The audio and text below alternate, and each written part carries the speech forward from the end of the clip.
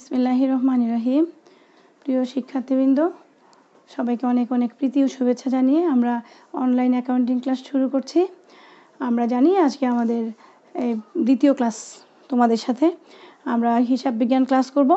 নিশ্চয়ই তোমরা এতদিনে বই কিনে নিয়েছো। আমি তোমাদের বারবার করে বলেছিলাম বই কিনে নেবে, কারণ বই না কিনলে আমরা কোনো কিছুতেই পড়াশুনো করতে পারবো না। আমি যে পড়াগুলো দেবো আমরা যেহেতু তোমাদেরকে ফিজিক্যালিও মিট করতে পারছি না, তারপর যদি তুমি বইটা না রাখো তাহলে মানে বৃথা আমাদের সব কিছু। যাই হোক, আমি আশা করছি তোমরা সবাই বই কিনে নিয়েছো। হ্যাঁ, তো আমরা একটা প্রথম চ্যাপ্টার শুরু করি। আমরা আজকে শুরু করবো প্রথম অধ্যায়। তারপরে প্রথম অধ্যায়ের নাম হলো হিসাব বিজ্ঞান পরিচিতি। আমরা ইংলিশে একটু নামটা জেনে রাখি, ইন্ট্রোডাকশন টু অ্যাকাউন্টিং। হ্যাঁ, তোমরা যখন 9-10 পড়ে এসছো অ্যাকাউন্টিং বইটা, সেখানেও কিন্তু হিসাব বিজ্ঞান পরিচিতি নামেই প্রথম চ্যাপ্টার ছিল, কিন্তু সেখানে প্রথম চ্যাপ্টারে সীমিত ছিল বলে ওই হিসাব বিজ্ঞান পরিচিতিটাই ছিল। আর এখানে তোমরা পাবে হিসাব বিজ্ঞান পরিচিতি, এই প্রথম অধ্যায় তোমরা পাবে 9-10 যে বই পড়েছো তোমরা, হিসাব বিজ্ঞান পরিচিতি একটা চ্যাপ্টার আলাদা ছিল, তার সাথে ছিল লেনদেন অন্য একটা চ্যাপ্টার দ্বিতীয় অধ্যায়, তারপর হিসাব আরেকটা চ্যাপ্টার।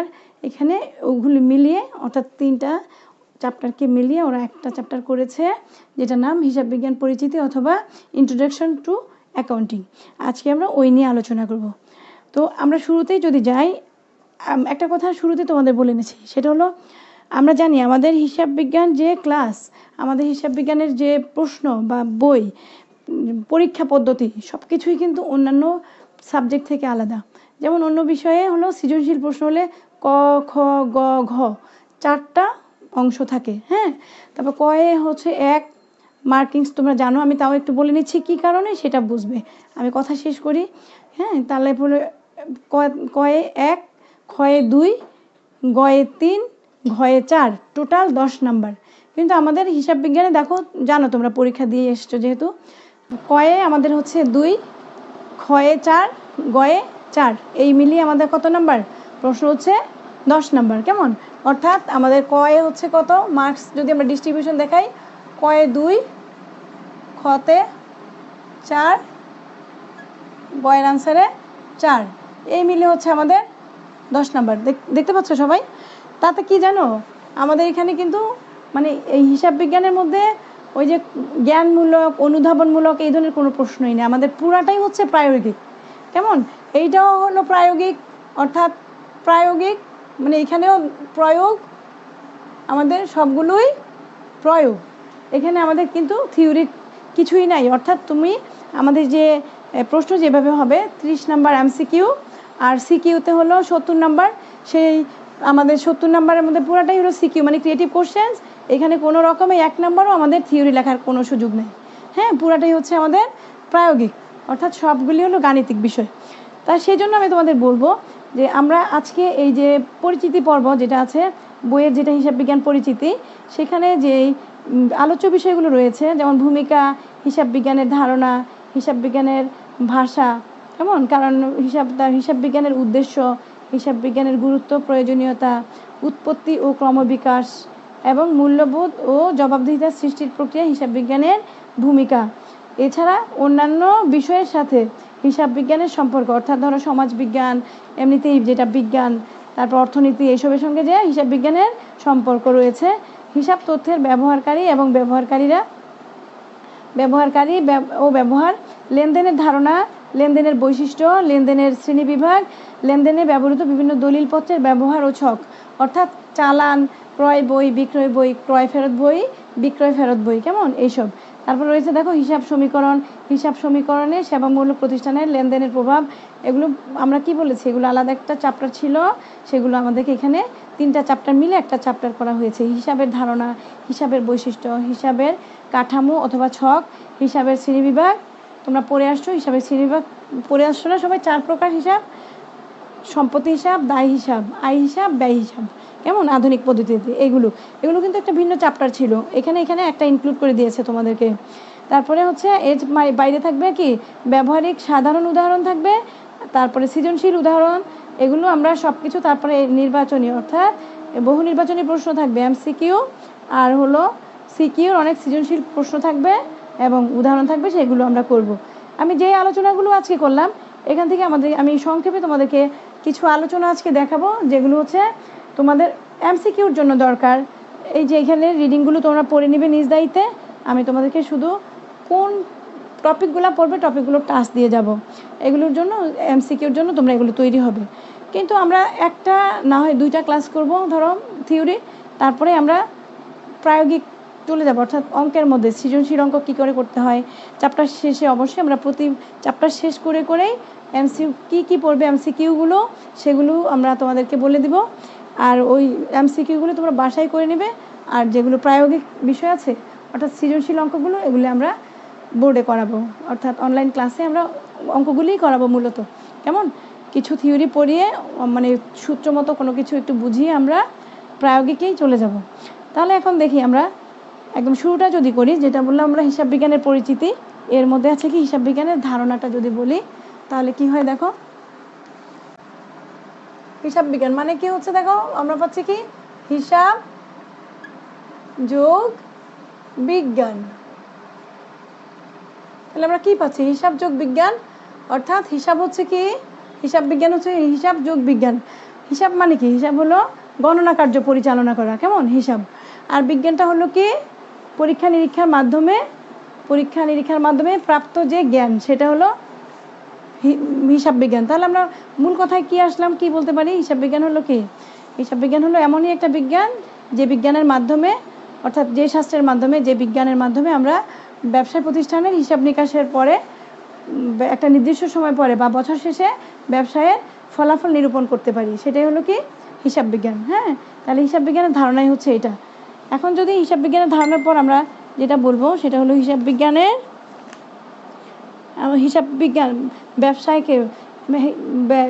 বিজ্ঞানকে ব্যবসায়ের ভাষা বলা হয়। কেমন ব্যবসায়ের ভাষা, অর্থাৎ হিসাব বিজ্ঞান হচ্ছে ব্যবসায়ের ভাষা। কেন বলছি আমরা আসলে সবাই কি জানি ভাষা হিসাব বিজ্ঞানকে কেন বলা হয় বলো তো, এর একটা সার্থকতা নিশ্চয়ই থাকবে। তা আমরা প্রথমে যদি জানি ভাষা কি, ভাষা মানে মনের ভাব প্রকাশ করার জন্য যে কিছুর দরকার হয়, মনের ভাব প্রকাশ করার মাধ্যমটাকে আমরা ভাষা বলে থাকি। তাহলে কি বলবো আমরা যেটা জানি সেটা হলো এই যে ব্যবসায় বিস্তৃত হচ্ছে দিনের পর দিন, বছরের পর বছর, কেমন যুগের পর যুগ। এই কারণে কি হচ্ছে ব্যবসায় ব্যাপকতার কারণে ব্যবসা প্রতিষ্ঠানকে মালিক থেকে আলাদা করা হয়েছে। এটা আমরা জানি মালিক এবং ব্যবসা এক জিনিস নয়, আলাদা যেহেতু চিন্তা করা হয়েছে তাহলে এটা একটা কৃত্রিম সত্তা রয়েছে, অর্থাৎ ব্যবসার একটা আলাদা সত্তা রয়েছে, মালিকের সঙ্গে এর যেহেতু কোনো সম্পর্ক নাই। তাহলে এই হবে কি এই যে আলাদা একটা সম্পর্ক রয়েছে, তাহলে ওর বিষয়টাকে ওর যে একটা কৃত্রিম সত্তা রয়েছে এই সত্তার বিষয়টাকেও কিন্তু যারা ব্যবহারকারী যারা হিসাব ব্যবহারকারী তাদেরকে অবশ্যই জানতে হবে। কেমন তাহলে কিসের মাধ্যমে জানবে, এইটা হলো হিসাবের ভাষা। অর্থাৎ যেমন আমরা যদি বলি কীরকম হিসাব বিজ্ঞানের যে চাহিদা পূরণ করে আসছে, এটা হলো হিসাব বিজ্ঞান বিভিন্ন প্রতিষ্ঠানের চাহিদা পূরণ করে আসছে কিসের মাধ্যমে, এই হিসাবের মাধ্যমে। তাহলে আমরা বলবো প্রত্যেক ভাষার যেমন কতগুলি চিহ্ন তারপরে প্রতীক শব্দ থাকে, তেমনি হিসাব বিজ্ঞানেরও কতগুলো চিহ্ন ভাষা ও প্রতীক রয়েছে যার মাধ্যমে আমরা হিসাব বিজ্ঞান অর্থাৎ হিসাব বিজ্ঞানের আর্থিক ভাব প্রকাশ করে থাকি। যেমন আমরা যদি বলি মালিকানা তহবিল, তাহলে এটা দিয়ে কী বোঝাচ্ছে, এর দ্বারা প্রতিষ্ঠানের যাবতীয় অন্তর্দায় অর্থাৎ মালিকের প্রাপ্যকে বোঝাচ্ছে। কেমন অন্তর্দায় মানে মালিকের প্রাপ্য। কোনো নির্দিষ্ট ভাষা বুঝতে হলে যেমন ওই ভাষার বর্ণমালা সংকেত ব্যাকরণ বুঝতে হয়, তেমনি ব্যবসায়ের ভাষা হিসেবে হিসাব বিজ্ঞানকে বুঝতে হলে হিসাব বিজ্ঞানের বিভিন্ন পদসমষ্টি সংকেত এবং রীতিনীতিকে বুঝতে হবে।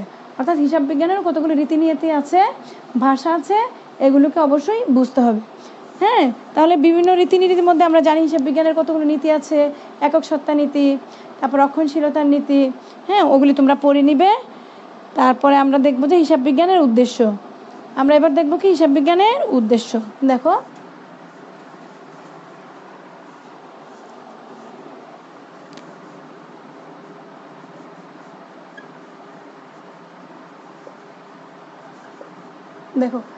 হিসাব বিজ্ঞানের উদ্দেশ্য, কি কারণে হিসাব বিজ্ঞান আমাদের প্রয়োজন। এই উদ্দেশ্যের মধ্যে কতগুলো আছে মুখ্য উদ্দেশ্য, আবার কতগুলো গৌণ উদ্দেশ্য। মুখ্য উদ্দেশ্যগুলো দেখো কি আছে, আর্থিক লেনদেন সুষ্ঠুভাবে লিপিবদ্ধকরণ ও সংরক্ষণ। আর্থিক লেনদেনগুলোকে অর্থাৎ লেনদেন শুরু হওয়া মাত্র এগুলি কী করতে হবে, হিসাবের খাতায় লিপিবদ্ধ করে ফেলতে হবে। আর লিপিবদ্ধ করে এগুলি তো ফেলে দিব না, আমরা সংরক্ষণ করে রাখবো। কেমন যেমন ধরো আমরা বলেছি যে 10,000 টাকার ফার্নিচার ক্রয় করলাম, তাহলে এটা কী হলো, লেনদেন হলো। এটা কী করতে হবে, হিসাবের খাতায় লিপিবদ্ধ করতে হবে এবং এটাকে সংরক্ষণ করে রাখতে হবে। তারপরে আর্থিক ফলাফল নির্ণয় করা, অর্থাৎ কী করতে হবে, আরেকটা উদ্দেশ্য হলো আর্থিক ফলাফল নির্ণয় করা। মানে কি, আর্থিক ফলাফল হলো লাভ নাকি ক্ষতি, কী হয়েছে সেটা আমাদেরকে নির্ণয় করার জন্য হিসাব বিজ্ঞান করতে হয়। তারপরে আর্থিক অবস্থা নিরূপণ করা, অর্থাৎ আর্থিক অবস্থা নিরূপণ করা মানে ব্যবসায়ের সম্পত্তি ও দায় কি সেটা নিরূপণ করা, কারণ বছর শেষে মালিক সেটা জানতে চায়। তারপরে হিসাব ব্যবহারকারীদেরকে সহায়তা করা, আরেকটা উদ্দেশ্য মুখ্য উদ্দেশ্যের মধ্যে, অর্থাৎ যেটা ব্যবস্থাপনা, নীতি নির্ধারক, সরকার, বিনিয়োগকারী, মানে বিভিন্ন রকমের কর্তৃপক্ষ যারা রয়েছেন, যাদের কাছে আমরা হিসাব বিজ্ঞানটার এই ফলাফলটা সরবরাহ করি, এই সরবরাহকারী যারা রয়েছে ওদেরকে সহায়তা দান করব। কিভাবে, আমরা যে আর্থিক ফলাফলটা দিব, আমরা যে আর্থিক অবস্থার বিবরণটা দিব, এরা এগুলি ব্যাখ্যা বিশ্লেষণ করবে, করে তারপরে এই প্রতিষ্ঠানটা ভালো কি মন্দ, এখানে বিনিয়োগ করা মানে সুবিধাজনক কিনা, বা এখানে বিনিয়োগ করা যায় কিনা, এগুলি ওরা যাচাই বাছাই করবে। এইভাবে আমরা তাদেরকে কি করব, এগুলো সাবমিট করে তাদেরকে আমরা সহায়তা দিয়ে থাকব। এছাড়া গৌণ উদ্দেশ্য, কতগুলো গৌণ উদ্দেশ্য রয়েছে, যেমন হলো জালিয়াতি রোধ করা, দৈনিক লেনদেন লিপিবদ্ধ করা, নিষ্পত্তি করা, অপ্রয়োজনীয় ব্যয় নিয়ন্ত্রণ করা, কর নির্ধারণে সহায়ক, সম্পদের উপর নিয়ন্ত্রণ, গাণিতিক শুদ্ধতা যাচাই, জবাবদিহিতা সৃষ্টি করা, বিরোধ মীমাংসা করা, অন্যান্য কাজ করা এবং আইনানুগতা। তারপর আগ্রহী পক্ষসমূহের আস্থা অর্জন করা, ঋণ গ্রহণের সুবিধা দেওয়া, বাজেট প্রণয়ন করা, এইসব কাজগুলো কিসের কেন আমরা করি, হিসাব বিজ্ঞানের উদ্দেশ্যে আমরা এই কাজগুলো করে থাকি। আমি আর টপিকগুলো বলে গেলাম, ডিটেলসটা তোমরা পড়ে নিবে, কিসের জন্য, এমসিকিউতে যেন তোমরা ভালো করে আনসার করতে পারো। কারণ তোমাকে এখানে বলা আছে কতগুলো মুখ্য উদ্দেশ্য, কতগুলি গৌণ উদ্দেশ্য। যখন তোমাকে এমসিকিউ প্রশ্ন করা হবে, তখন এই গৌণ উদ্দেশ্যগুলির মধ্যে থেকে সবগুলো দিয়ে একটা মুখ্য উদ্দেশ্য দিয়ে তোমাকে বলবে এইখানে হিসাব বিজ্ঞানের মুখ্য উদ্দেশ্য কোনটি। তাহলে ধরো তোমাকে 3টি দিল গৌণ উদ্দেশ্য আর 1টি দিল মুখ্য উদ্দেশ্য।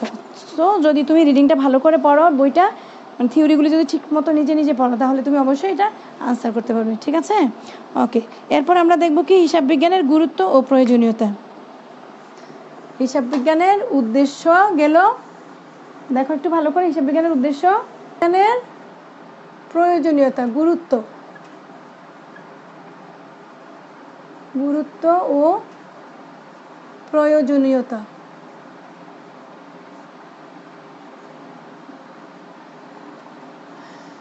দেখো এখন আসবো আমরা কি হিসাব বিজ্ঞানের গুরুত্ব ও প্রয়োজনীয়তা। হ্যাঁ, কি গুরুত্ব রয়েছে, কি দরকার রয়েছে, তা আমি আবার তোমাদেরকে এখানে টপিকগুলো শুধু পড়ে শোনাচ্ছি। হ্যাঁ, তা তোমরা এগুলো সবগুলো বাসায় রিডিং পড়ে নেবে ভালোভাবে। তোমরা আমার সঙ্গে সঙ্গে এগিয়ে যাবে, না হলে তোমরা পিছনে পড়ে যাবে সবাই। হ্যাঁ, কারণ আমরা 2-3টা ক্লাস নিয়ে, 2টা ম্যাক্সিমাম, আর 2টা ক্লাস নিয়ে আমরা গণিত শুরু করে দেব, মানে গাণিতিক সমস্যার সমাধান করতে শুরু করব। সেই সময় তোমরা যদি এখন ঠিকমতো ক্লাসগুলি অ্যাডজাস্ট করতে না পারো, তোমাদের বিশেষ করে ক্লাসের অ্যাডজাস্ট করার জন্য আর এমসিকিউ বোঝার জন্যই আমি এই থিওরিটুকু পড়ে নিলাম। তাহলে প্রয়োজনীয়তাটা কি, স্থায়ীভাবে হিসাব সংরক্ষণ করা, 1 নাম্বার এটা। 2 নাম্বার আর্থিক ফলাফল নিরূপণ করা। 3 নাম্বার আর্থিক অবস্থা নির্ণয় করা। কেমন, 4 নাম্বারে কি আছে দেখো, অপ্রয়োজনীয় ব্যয় নিয়ন্ত্রণ করা, ভুল বোঝাবুঝির অবসান, আত্মসাৎ প্রতিরোধ করা, আয়কর নির্ধারণ করা, প্রকৃত মূল্য সংযোজন কর নির্ধারণ করা, সিদ্ধান্ত গ্রহণ করা, কর্মকর্তা ও কর্মচারীদের দক্ষতা বিচার করা, প্রামাণ্য দলিল, তুলনামূলক বিচার বিশ্লেষণ করা, ঋণ গ্রহণের সুবিধা করা। কেমন, এই 2 ধরনের প্রয়োজনীয়তা রয়েছে, একটা হচ্ছে কি আভ্যন্তরীণ আর একটা হচ্ছে বাহ্যিক। আমরা আভ্যন্তরীণটা শেষ করেছি, আর বাহ্যিকগুলো কি শোনো সবাই, কার কার প্রয়োজন হবে এটা, সরকার, 2 নাম্বার বিনিয়োগকারী, 3 নাম্বার ঋণদাতার নিকট, তারপরে 4 কর্মচারী ও শ্রমিক সংঘের নিকট হিসাব বিজ্ঞানের গুরুত্ব, পাওনাদারের নিকট গুরুত্ব, শেয়ার মালিকদের নিকট গুরুত্ব, ব্যক্তি ও পারিবারিক জীবনে হিসাব বিজ্ঞানের গুরুত্ব, মূল্যবোধ ও জবাবদিহিতা সৃষ্টিতে হিসাব বিজ্ঞানের গুরুত্ব, পেশাজীবীদের ক্ষেত্রে হিসাব বিজ্ঞানের গুরুত্ব, মানব সম্পদ উন্নয়নে হিসাব বিজ্ঞানের গুরুত্ব। কেমন, এগুলো তোমরা পড়ে নিবে। আর তাছাড়া হিসাব বিজ্ঞানের উৎপত্তি ও ক্রমবিকাশ, এখানে তোমরা পড়ে নিবে উন্নয়নকাল, তারপর প্রাক উন্নয়নকাল, আধুনিক কাল, বিশ্লেষণকাল, এগুলো সব কিছু তোমরা পড়ে নিবে। এর বাইরে আমাদের হিসাব বিজ্ঞানের আরেকটা বিষয় আছে মূল্যবোধ ও জবাবদিহিতা সৃষ্টির জন্য হিসাব বিজ্ঞানের ভূমিকা। কেমন? এগুলো হলো ব্যক্তিগত মূল্যবোধ, প্রাতিষ্ঠানিক মূল্যবোধ, সামাজিক মূল্যবোধ, ধর্মীয় মূল্যবোধ, সততার মূল্যবোধ, জবাবদিহিতার মূল্যবোধ, নৈতিকতার মূল্যবোধ, নিয়ম, তারপরে হচ্ছে ঋণ পরিশোধের মূল্যবোধ। এগুলো তোমরা পড়ে নিবে। আমি শুধু শিরোনামটা পড়ে যাচ্ছি। তারপরে আরেকটা যেটা বিষয় সেটা হলো তোমাদেরকে জানতে হবে বিভিন্ন বিষয়ের সঙ্গে হিসাব বিজ্ঞানের কী সম্পর্ক। কেমন? এগুলো তোমরা পড়ে নিবে। যেমন হিসাব বিজ্ঞানের সঙ্গে অর্থনীতির একটা সম্পর্ক থাকে, হিসাব বিজ্ঞানের সাথে ম্যানেজমেন্টের সম্পর্ক থাকে, মানে অ্যাকাউন্টিংয়ের সঙ্গে ম্যানেজমেন্ট, তারপরে হিসাব বিজ্ঞানের সঙ্গে কম্পিউটার সায়েন্স, হিসাব বিজ্ঞানের সঙ্গে আইনশাস্ত্রের সম্পর্ক, হিসাব বিজ্ঞানের সাথে গাণিতিক সম্পর্ক অর্থাৎ গণিতের সম্পর্ক, তারপর হিসাব বিজ্ঞানের সাথে পরিসংখ্যানের সম্পর্ক, হিসাব বিজ্ঞানের সাথে ইঞ্জিনিয়ারিংয়ের সম্পর্ক। এগুলি তোমরা পড়ে নিবে। তথ্য ব্যবহারকারী বিষয়গুলো পড়বে। এর বাইরে আমরা জানি হিসাব বিজ্ঞানের এত সব সুযোগ সুবিধার পরেও কিছু সীমাবদ্ধতা আছে। কেমন? এখানে গোপনীয়তার অভাব থাকে অনেক সময়, তারপরে অনেক সময় নিজে সিদ্ধান্ত নিতে হয়। কেমন? সেগুলো অনেক সময় মানে অংশগ্রহণমূলক হয় না। এই বিষয়গুলো সবগুলো তোমরা ভালোভাবে বাসায় পড়ে নিবে। তারপর আমরা পরে থেকে লেনদেন যে চ্যাপ্টারটা, ওইটা কিন্তু তোমাদের 9, 10 বইতে আলাদা একটা চ্যাপ্টার অর্থাৎ দ্বিতীয় অধ্যায়, কিন্তু আমরা নেক্সট যে ক্লাসটা নিব সেটা লেনদেনের উপরে নিব। লেনদেনের ধারণা, বৈশিষ্ট্য, তারপরে কারণ লেনদেনের মধ্যে আমাদের শ্রেণীবিভাগ অনেক কিছু রয়েছে যেগুলো আমাদের গাণিতিক জিনিসেরও অংশ। বুঝছো? তাহলে আমাদের পরবর্তী অর্থাৎ নেক্সট ক্লাস থাকবে লেনদেন উপরে। কেমন? লেনদেন অর্থাৎ ট্রানজ্যাকশন, লেনদেনের উপরে আমাদের ওই ক্লাসটা থাকবে।